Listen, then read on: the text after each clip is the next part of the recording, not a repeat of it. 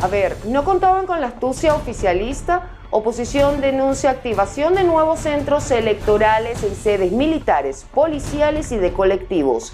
Resguardar los votos del 28 de julio será todo un desafío. Deporte nacional o mortal. Alertan que las motopiruetas atentan contra la seguridad vial del país. Maduro se saltó las leyes de tránsito. Exterminio de tráfico de migrantes. Ofrecen millonaria recompensa por líderes del Clan del Golfo que operan en el Darién. ¿Qué tal, amigos? Ya estamos a mitad de semana. Hoy es miércoles 12 de junio del año 2024. Les saluda Mildred Manrique. De inmediato vamos a revisar las mejores informaciones a través de la emisión matutina de noticias Impacto Venezuela. Tras la confirmación de más de 1.700 nuevos centros electorales en Venezuela, la dirigencia política opositora ha denunciado que algunos de estos puntos con una o dos mesas se encuentran en sedes de regiones estratégicas de defensa integral conocidas como las REDI o en zonas operativas de defensa, es decir, las SODI, lo que se traduce en una alerta ante lo que pudiera ser una dificultad para acreditar testigos que resguarden los votos.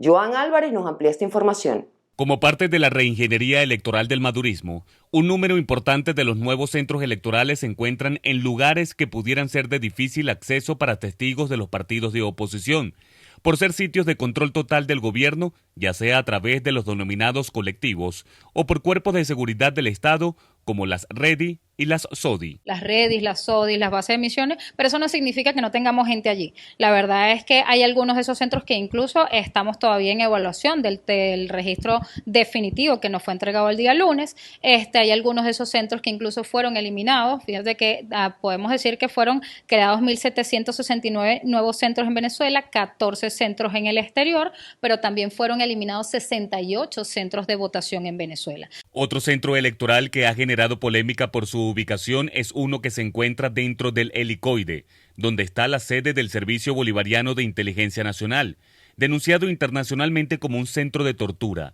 pero que ya existía previo a esta reingeniería, que la oposición afirma busca generar abstención. La alerta la debemos tener en esos centros de votación donde quizás tenemos el difícil acceso, donde son centros de votación de menos de 100 electores. En esos centros de votación que crearon más de 1.700 nuevos es donde tenemos que poner el alerta. Recientemente el gobierno también anunció la modificación de nombres de más de 6.000 planteles educativos que puede generar confusión al electorado para ubicarse el día de los comicios. Sin embargo, en poco más de 160 de estos centros habrá incidencias de estos cambios anunciados por el Ministerio de Educación. Que en este proceso no vamos a tener esos cambios, pero sí hay 168 cambios de nombres de centros de votación o de ubicación, es decir, que se llama igual el centro de votación, pero la dirección es otra porque mudaron el centro de votación, especialmente hay algunos que son unidades educativas que son privadas, que cambiaron de local. Importante destacar que a poco más de mes y medio para los comicios presidenciales, tanto el candidato unitario Edmundo González Urrutia como los partidos de oposición afirman que hay avances importantes en la conformación de los denominados comanditos con una cobertura de más del 90% en todo el territorio nacional, así como también la designación de los testigos y miembros de mesa. Desde Caracas, Joan Álvarez, Somos Impacto Venezuela. Y por supuesto, nuestra pregunta del día de hoy está relacionada a lo político electoral. Y es que a 47 días de las presidenciales, los desafíos para los venezolanos que quieren un cambio político aumentan ante la existencia de lugares para sufragar donde acceder será casi imposible, y más si hablamos de sedes militares y policiales. Entonces, ¿qué debe hacer la oposición para cuidar los votos en centros electorales controlados por el gobierno? Amigos de Impacto Venezuela, no se despeguen de nuestra pantalla. A continuación, información de última hora. El presidente de Venezuela, Nicolás Maduro, admitió este martes que hay corrupción en las cárceles y dijo que hay que cambiar esa situación porque los centros penitenciarios deben ser recintos de reeducación. Escuchemos. Y tenemos que construir una nueva gobernabilidad, un nuevo régimen penitenciario. Tenemos que acabar con la corruptela. Tenemos que forjar y formar una nueva generación de custodios. Ya le dimos el golpe a los planes, ahora vamos a ordenar para que las cárceles sean recintos de estabilidad, de respeto a los derechos humanos. En otras informaciones, la seguridad vial es crucial cuando se discute la posibilidad de declarar cualquier actividad de riesgo como deporte nacional, tal como ocurrió con las motopiruetas, luego de un decreto del presidente Nicolás Maduro. Expertos afirman que existen factores que no están siendo tomados en cuenta y que podrían resultar fatales. Génesis Pérez nos cuenta más. Carreteras o vías en mal estado, numerosos baches, falta de señalización adecuada y hasta falta de iluminación en las vías han sido algunos de los factores que han incrementado los accidentes de tránsito en Venezuela. A esto se le suma un nuevo factor negativo, el decreto de un deporte nacional conocido como motopiruetas, el cual carece de cualquier regularidad para ser llevado a cabo. Aunque en el país existen leyes de tránsito, la aplicación y el cumplimiento de estas normas son insuficientes. La falta de control y supervisión adecuada facilita conductas peligrosas en las vías. Por estas razones, expertos en seguridad vial sostienen que es necesario propiciar y asegurar el cumplimiento de las debidas normas de tránsito antes de hacer dicha proclamación. Dentro de la normativa no está permitido utilizar las autopistas, calles, avenidas o cualquier vía de urbanización para practicar este tipo de maniobra, pues, que acarreará adicionalmente sanciones, incluyendo de tránsito. Dice que se crea el deporte, pero debe practicarlo o realizarlo en eventos especiales. De los factores más preocupantes de las motopiruetas es la implicación de realizar acrobacias y maniobras peligrosas en motocicleta, que aumentan significativamente la probabilidad de accidentes graves, no solo para quienes las realizan, sino también para otros usuarios de la vía. Además, muchos practicantes de esta actividad no utilizan el equipamiento de seguridad adecuado, como cascos, protecciones corporales y ropa especial, lo cual incrementa el riesgo de lesiones. Entonces son muchas normativas que hay que aquí cumplir, pero ¿de qué nos sirve? Tenemos las normas, las leyes y nadie los cumple. Tenemos funcionarios que andan por ahí sin casco, esas motos alta cilindrada en las autopistas, altas velocidades, incluso en nuestras avenidas también no respetan semáforos, no respetan a nadie. Para considerar las motopiruetas como un deporte, señalan que sería esencial crear espacios específicamente diseñados y acondicionados para estas actividades, alejados de las vías públicas, así como la creación de programas de educación vial que informen a la población sobre los riesgos asociados a las motopiruetas y promuevan prácticas seguras. Génesis Pérez para Impacto Venezuela. Seguimos con más en Impacto Venezuela, pasamos a revisar noticias destacadas en Impacto en 60 segundos. La cumbre del G7, que se realizará entre el 13 y el 15 de junio, incluirá en su agenda a Latinoamérica, especialmente abordando la crisis política en Venezuela. La reunión, que agrupa a los 7 líderes de las democracias más ricas del mundo, dirigirá su atención a la elección presidencial venezolana, con la presencia de mandatarios como Javier Milei de Argentina y Luis Ignacio Lula da Silva como invitados.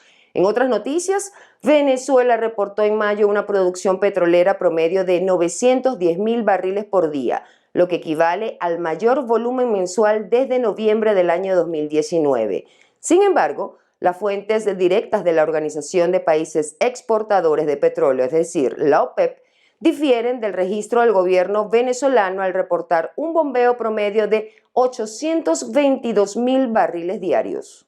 Este martes, el gobierno de los Estados Unidos anunció que reforzará la lucha para acabar con el tráfico de personas por la selva del Darién entre Colombia y Panamá. Por ende, ofreció una recompensa que supera los $8 millones por información confidencial para dar con los líderes del grupo criminal Clan del Golfo. Marina Glot con los detalles. Amigos de Impacto Venezuela, según cifras de Migración Panamá, en lo que va de 2024, por lo menos 500.000 personas han cruzado la selva del Darién y 390.000 de ellas serían venezolanos.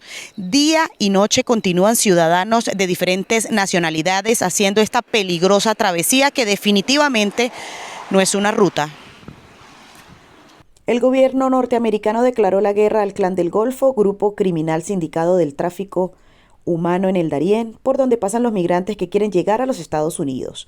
El país en cuestión ofrece hasta $8 millones de recompensa para llegar a los líderes de esa banda delictiva. Por cierto, de este grupo armado, la Policía de Colombia capturó hace pocas horas a 3 líderes en la zona andina neogranadina. Funcionarios adscritos a la subestación de policía de este corregimiento lograron capturar en flagrancia a alias Julio Casita o Negro, alias Nene y alias Alberto, presuntos integrantes del GAO Clan del Golfo. A estos sujetos se les halló una pistola calibre 7.65, un revólver calibre 38 y un vehículo, así como 3 celulares. Alias Julio cuenta con una trayectoria criminal de más de 9 años y en la actualidad sería presunto cabecilla de zona en el Clan del Golfo. También en materia de migración, 126 venezolanos fueron rescatados en un terminal clandestino donde estaban retenidos por la banda Los Coyotes en Ipiales. 7 capturados dejó la operación de los cuerpos policiales colombianos. Marine Glod, Somos Impacto Venezuela. En el centro de detención Port Isabel, a pocos kilómetros de la frontera con México, cientos de migrantes que ingresaron irregularmente a Estados Unidos esperan recibir asilo o ser deportados. Presten mucha atención al siguiente reportaje. Los migrantes provienen tanto de América Latina como de África y Asia. En total hay unas 1.000 personas en custodia. Cabe destacar que en ese centro solo hay capacidad para 1.175 personas. Las personas detenidas en Port Isabel son, según las prioridades del departamento, individuos que representan un riesgo para la seguridad nacional, un peligro para la seguridad pública, que socavaron nuestros esfuerzos de control fronterizo o que cruzaron a Estados Unidos recientemente. La permanencia del detenido no debería exceder los 90 días. Sin embargo, a veces se alarga por meses porque algunos casos van a apelación. El migrante dispone de unos cubículos privados para una videollamada con algún oficial de migración donde expone su solicitud de asilo. Quien recibe un no definitivo es deportado y quien recibe el asilo debe ser liberado en un máximo de 48 horas. Si alguien quiere poner fin al proceso, puede solicitar el retorno a su país.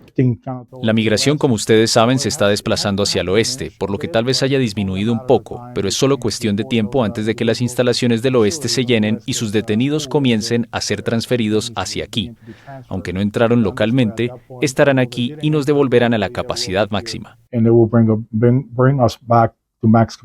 Recientemente, el presidente de Estados Unidos, Joe Biden, buscando abordar un tema complejo a 5 meses de su contienda presidencial con Donald Trump, anunció una norma para frenar el flujo de migrantes. Cerrarán la frontera a los solicitantes de asilo una vez que se haya procesado a 2.500 personas en un día. También facilita las deportaciones, una exigencia de la derecha estadounidense que lo acusa de permitir el ingreso de criminales al país. Los oficiales reconocen que el encierro puede desesperar y ofrecen actividades como música, canto o guitarra, con clases que a veces dicta un migrante voluntario. Y así finalizamos la emisión matutina del día de hoy. Recuerden suscribirse a nuestro canal de YouTube, activar las notificaciones, compartir y por supuesto comentar. No olviden además que para más información pueden visitar www.impactovenezuela.com y nuestras redes sociales @impactove. Gracias a todos por acompañarme siempre. Nos vemos mañana.